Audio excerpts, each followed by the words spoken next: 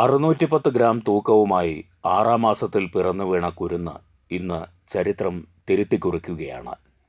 കുഞ്ഞിൻ്റെ ജീവനിൽ പ്രതീക്ഷ വേണ്ടെന്ന് ഡോക്ടർമാർ വിധിയെഴുതിയെങ്കിലും വിധിയെ മറികടന്ന് ഇന്ത്യ ബുക്ക് ഓഫ് റെക്കോർഡ്സിൽ ഇടം നേടിയിരിക്കുകയാണ് ഈ 2 വയസ്സുകാരൻ.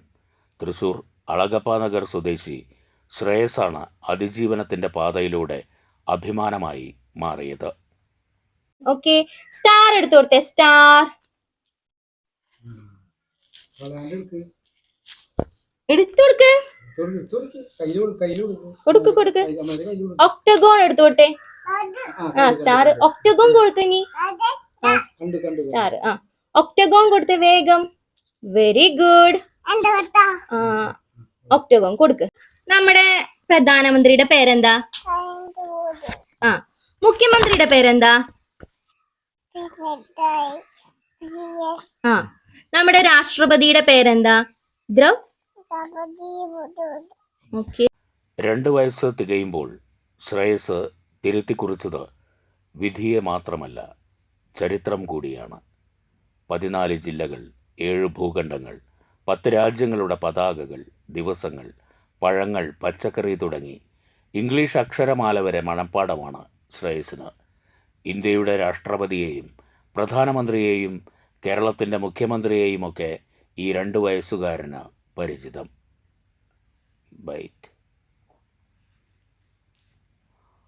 മാസം തികയാതെ 6-ാം മാസത്തിലായിരുന്നു ശ്രേയസിൻ്റെ ജനനം. അതും വെറും 610 ഗ്രാം മാത്രം തൂക്കം.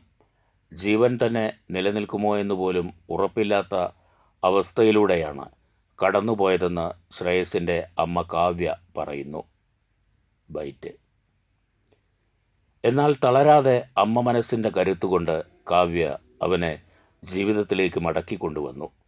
കുഞ്ഞിനോടെപ്പോഴും സംസാരിച്ചു കൊണ്ടിരിക്കണമെന്ന് ഡോക്ടർ പറഞ്ഞു. അതുപ്രകാരം പലതും പറഞ്ഞു. വാക്കുകൾ കിട്ടാതായപ്പോൾ ജില്ലകളുടെ പേരുകൾ പറഞ്ഞു തുടങ്ങി. ഒരു ദിവസം ശ്രേയസ് അത് തിരികെ പറഞ്ഞു.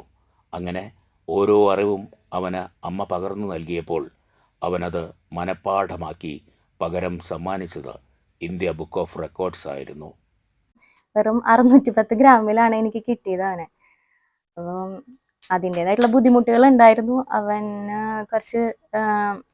കുറച്ച് ഇഷ്യൂസ് ഉണ്ടായിരുന്നു. അപ്പോൾ ഹാർട്ടിനും അതുപോലെ തന്നെ ഓക്സിജൻ വലിക്കുന്നതിന് പ്രശ്നങ്ങളുണ്ടായിരുന്നു.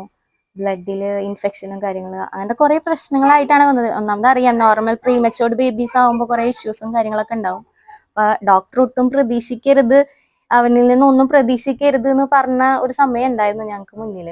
അപ്പം അതിൽ നിന്നൊക്കെ അവൻ രക്ഷപ്പെട്ട് ഈ ഒരു ലെവലിൽ എത്തിയതിലാണ് ഞങ്ങൾക്ക് ഏറ്റവും കൂടുതൽ സന്തോഷം. അവൻ ഇതൊക്കെ പറയണു, നോർമൽ കുട്ടികളെ പോലെ ഓടണു, ചാടണു, കളിക്കണു, കുറുമ്പുകൾ കാട്ടണു. അതൊക്കെ കേൾക്കുമ്പോൾ കാണുമ്പോൾ തന്നെ നമുക്ക് ഒരുപാട് സന്തോഷം. തൻ്റെ അതിജീവനത്തെക്കാൾ വലുതായി ഒരു റെക്കോർഡും തന്നെ സന്തോഷിപ്പിക്കുന്നില്ല എന്നാണ് കാവ്യയ്ക്ക് പറയാനുള്ളത്.